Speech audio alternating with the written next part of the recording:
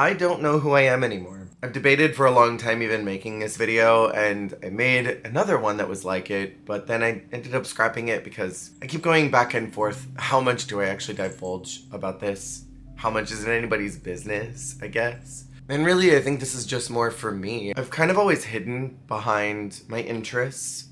I like this TV show, or I like this food, or I like this music, or I like that thing that's happening in pop culture, or this political thing, and that just was my identity for however long it was, because that was easier. Hiding behind hobbies and interests was so much easier than being who I was, because at a very, very, very young age, I was taken advantage of by someone who was much, much older than me. I was harassed and abused by an uncle who knew better, and I was told that I was the worst thing that could have ever existed when I was in just 4th grade. And all of these life events that I remember so vividly and clearly shaped this idea that I was not good enough, and that I was this bad, terrible person, and that I shouldn't be receiving love, or that I shouldn't be cared for, and that I was wrong. And so I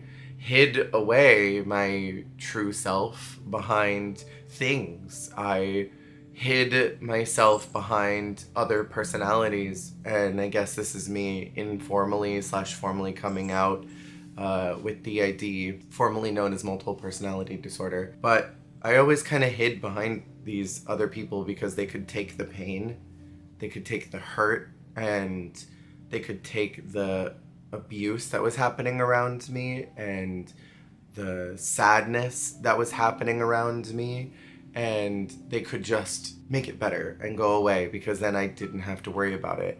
And they were more interesting people, so they could have the personality that me didn't have. And as I grew up, and as I continued to hide behind these defense mechanisms because it was just safer that way, I realized that I was causing destruction around me, and I was losing friendships because they could sense that I wasn't me, that there were times where I was and there were times where I wasn't, but they couldn't tell the difference.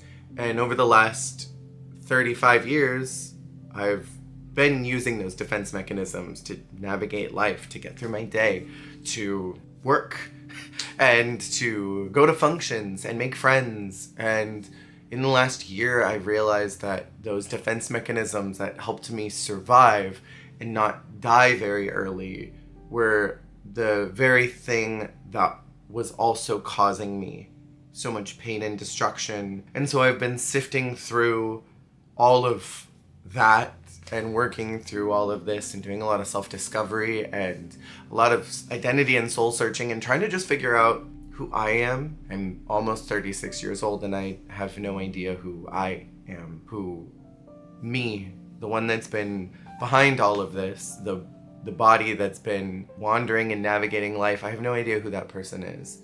And that's kind of scary to me. It's kind of troublesome and worrisome to be at such a midpoint of life and really not have a clue who I am. I'm trying to navigate this, and I'm trying to just figure out who they are, because for so long I was just convinced that that person was bad and that they were the worst thing that could have ever existed on the planet.